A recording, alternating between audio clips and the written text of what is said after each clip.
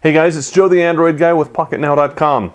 Let's take a trip in the Wayback Machine and take a look at one of my old phones. It's the HTC Vision, better known as the T-Mobile G2 around here, and it's running Jelly Bean.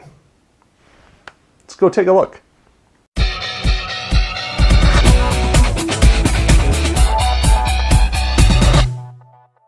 This is the HTC Vision, also known as the T-Mobile G2. This is the phone that has a nice spring-out slider. If we look over here, it's got this really interesting opening and closing mechanism that a lot of people thought was going to be just all kinds of fragile and would break. As you can tell here, even though the phone itself is very well used, that hinge is just fine. So any of you who were thinking that this was not well constructed, your concerns were unfounded. It's got a nice physical keyboard, which back in the day, I loved physical keyboards. I've now moved on to on-screen keyboards, but hey, let's go back and take a look at this. Now, what makes this newsworthy today is, well, it's running Android 4.2.1 Jelly Bean. No, before you get your hopes up, this is not official. HTC has not gone and pushed an update out. Neither has CyanogenMod, although this is a CM10.1 nightly. It's just been modified, tweaked, and somehow shoehorned to work on this hardware. So let's take a look really fast. Let's go through some of the stuff. First of all, we've got CyanogenMod statistics right over here with error reporting turned on. Go back home. Let's flip around a little bit and see it's relatively fluid. If we open up our app drawer, I don't have an awful lot of apps installed. Little bit of screen desensitivity, whether that's part of the ROM or just the age of the screen, I don't know. But overall, I mean, take a look at how smooth this is.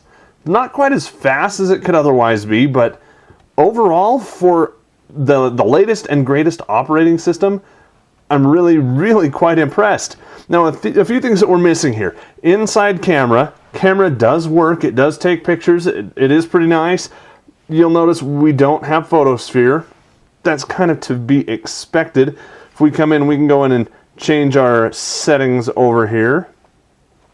A little bit of lag, a little bit of slowness, just things that you might expect. Use the power button for the shutter there. It's not wonderful, but you know, it's really not supposed to be. And you saw some lag there when we were trying to go back home out of the camera app. Would I use this as a daily driver? Absolutely, yes. If this were the phone that I had and I just bought it on eBay for 25 bucks, 50 bucks, I would totally root it. I would totally put this build of CyanogenMod on it and run with it. Now again, not an official CyanogenMod ROM.